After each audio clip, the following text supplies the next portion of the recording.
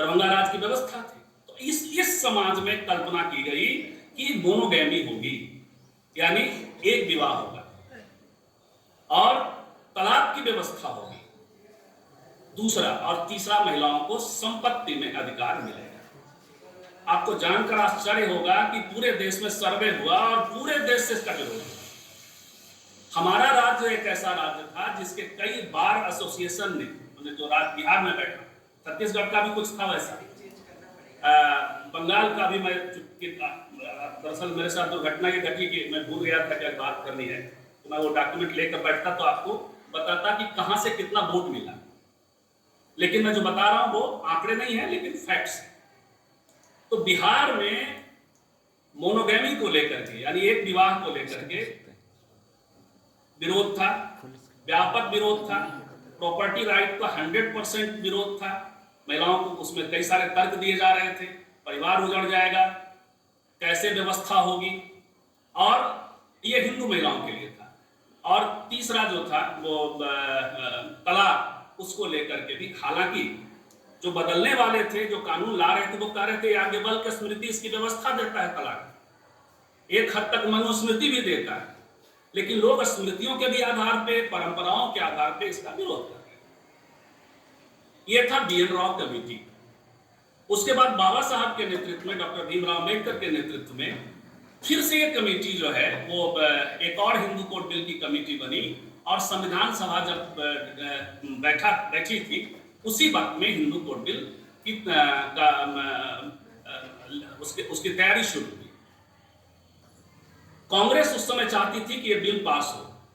कांग्रेस के भीतर फिर वही वाला फोर्स था जो चाहता था कि ये बिल पास हो। ये महिला विरोधी पूरा एक माहौल था उसमें।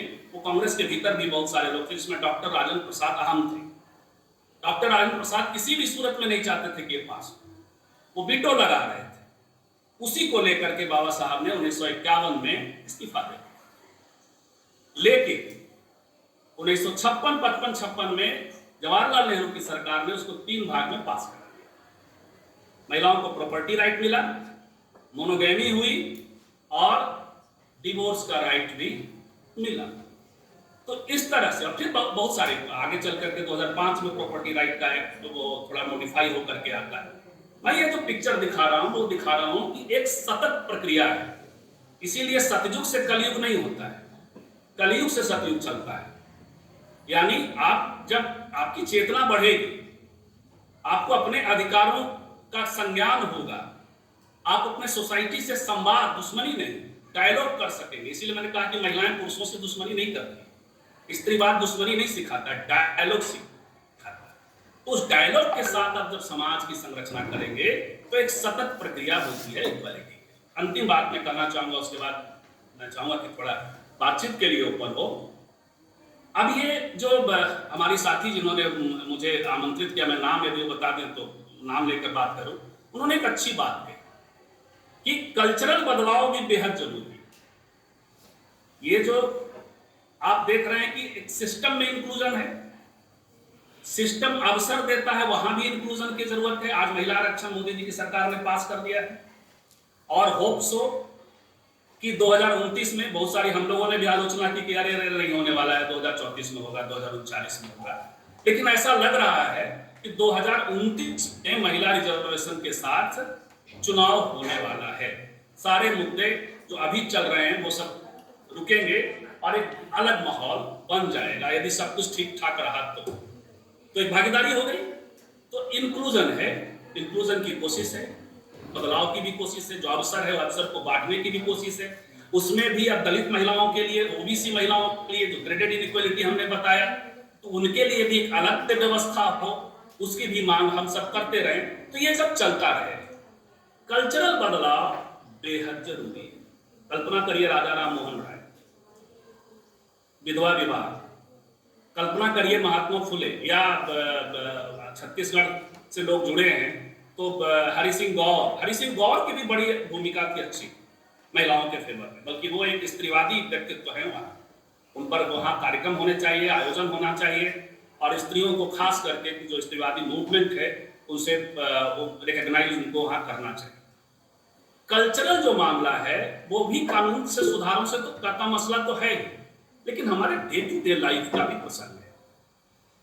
जैसे पाठ्य पुस्तकों को लेकर बात होती है, हम जब पढ़ते हैं, बचपन में पढ़ते थे, तो राधा जो होती थी वो या तो खाना बना रही होती थी, माँ को हेल्प कर रही होती थी, और जो राम होते थे, या राम मेल नाम आप कोई भी रख लें, इसमें मत रिलीजन, तो कोई भी एक जो नाम होता था मेल नाम, वो पढ़ाई कर रहा होता था। अब आपका मानस बन रहा है, एक लड़की का मानस बन रहा है, लड़की का ही नहीं, पढ़ाने वाले का भी मानस बन रहा है, उसकी भी बेटी होगी, उसके भी बेटे होंगे। अब किसको हमें किसकी शिक्षा पे कितना खर्च करना है और किसकी शिक्षा पे कितना खर्च नहीं करना, एक कल्चरल मसला बनता चला। लेकिन इसमें भी लगातार, ये भी एक पेडागोगी को लेकर के बहुत सारे डिबेट्स है, लगातार चीजें सुधर भी रही हैं, बच्चों को कैसे पढ़ाया जाए इस पर भी एक डायलॉग है। एक और कल्चरल प्रसंग मैं बताता हूँ, वो भी कानून और कल्चर एक अलग से बातचीत का विषय है, लेकिन कानून और कल्चर लगभग गुत्थम गुत्था होते हैं। हमारे एक मित्र हैं डॉक्टर खांडेकर, तो एक बड़ी लंबी लड़ाई उन्होंने अभी लड़ी, कि हम लोग बात करते हैं 1860 की बात कर रहे थे, बाल गंगाधर तिलक राव की बात कर रहे थे, 1947 की बात कर रहे थे, लेकिन हमारे खांडेकर जो डॉक्टर खांडेकर मित्र हैं, वर्धा में हैं, सेवाग्राम विश्वविद्यालय मेडिकल कॉलेज में हैं, फॉरेंसिक, उन्होंने एक लीगल बैटल लड़ा। वो ये है कि ये जो जज साहब कह रहे हैं कि आप यदि पेनिट्रेशन नहीं होता है तो रेप नहीं होगा, उसी तरह का एक बहुत ही ब्रूटल कानून है रेप के जांच को लेकर, 2 फिंगर टेस्ट। अब जो विक्टिम है उसके साथ दोबारा बलात्कार एक तरह से समझिए हो रहा है। हमारे मित्र ने बड़ी लंबी लड़ी, महाराष्ट्र सरकार से बात किया, केंद्र सरकार से बात की, पिटीशन दाखिल किया, और कुछ कुछ राज्यों में ये 2 फिंगर टेस्ट जो है हट रहा है, आगे भी प्रसंग है। हमारा मानस, इसको मैं कह रहा था कि पाठ्यपुस्तक से लेकर के जो एट्रोसिटी है उसके निर्णय के मामले में भी इस तरह से हम पुरुषवादी कल्चर से बने हुए हैं, ये इसका एक एग्जाम्पल। लेकिन संघर्ष भी है, डॉक्टर खांडेकर भी वहां, यदि हाईकोर्ट के जज साहब हैं जिनको सुप्रीम कोर्ट से निश्चित तौर पर फटकार मिलेगी, क्योंकि एक व्यवस्था है बनी हुई, उस व्यवस्था के तहत मिलेगी, लेकिन खांडेकर जैसे भी व्यक्तित्व हैं जो लगातार कल्चरल बदलाव की भी कोशिशें, वो भी पाठ्य पुस्तकों की बात कर रहे हैं।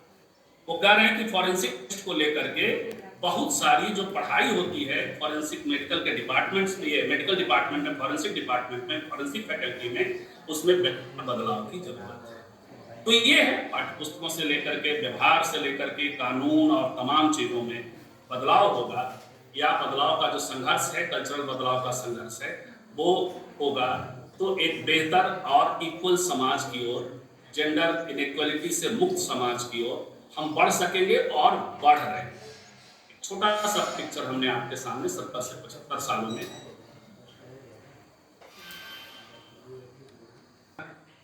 वो एक हासिल की तरफ हम बढ़ रहे हैं, एक सतत प्रक्रिया है।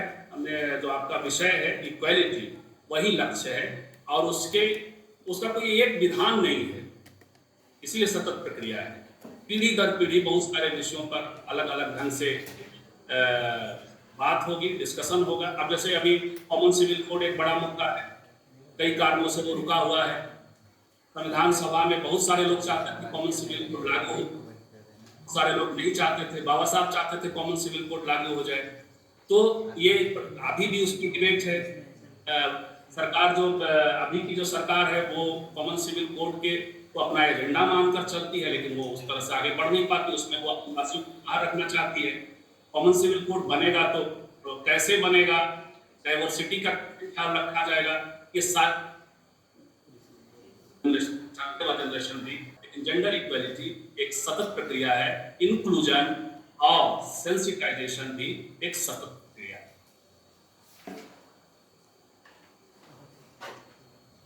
Thank you so much sir. सबसे पहले तो जितने भी लोग हमारे साथ कनेक्टेड हैं, अगर आप लोग ऑनलाइन ऑफलाइन, तो आप लोग अपना क्वेश्चन पूछ सकते हैं। चीज़ें बताएं कि कहीं ना कहीं ये जो है, ये पूरा एक प्रोसेस है कि जो चेंजेस हैं वो एक बार में नहीं होगा। जो एक क्रक्स में समझ पाई हूँ वो ये था कि जो चेंज है, जो इक्वालिटी है, वो कंटिन्यू जब हम चीज़ों को करेंगे, चेंज होगा तो आएगा। तो सर आपने एक कल्चरल बदलाव वाला जो पॉइंट आपने बोला, तो सर तो जो एक्चुअली में जो रीज़न है कि जो इनइक्वालिटी होती है हमारे यहाँ, तो सर उसका मेन रीज़न क्या है? ये जो सामाजिक संरचना है, जो हमारे सोशल स्ट्रक्चर्स है, वो है, या फिर जो हमारा सोसाइटल माइंडसेट है, वो एक्चुअल रीज़न क्या हुआ सर फिर? देखिए, जो आपकी संरचना है वो आधार है, और माइंडसेट जो बनता है उस आधार पर खड़ा होकर के बनता है। बहुत सारे तर्क जो है, ये जो आपकी संरचना, जो हमने कहा, जो बाबा साहब जिसको इस संरचना को ग्रेडेड इनइक्वालिटी वाला मानते हैं, और हमने कहा कि कथित नीचे जाइए जातियों की ओर, जाति पहले मैं रख रहा हूँ, और भी दूसरे प्रसंग है, तो आप नीचे की ओर जाइए तो वहाँ आपके अपमान, एक नफरत भी, और जैसे जैसे ऊपर की ओर जाइए तो सम्मान, ये जातियों की एक व्यवस्था उस वो रही है। तो वो तो हमारा माइंडसेट भी बनाएगा। हमने जैसे पाठ्य पुस्तकों और दो चीज़ों को टच किया, कानून और पाठ्य पुस्तकों को टच किया, लेकिन यदि हम धार्मिक रूप से और कथाओं, एक व्यक्ति कथाओं का पुंज होता है। एक व्यक्ति जो है, हाड़ मांस तो होता ही है। हम आप सब जो पैदा होते हैं, जिस समाज में पैदा होते हैं, तो हम कहानियों में जीते हैं, कहानियां हमें गढ़ती हैं।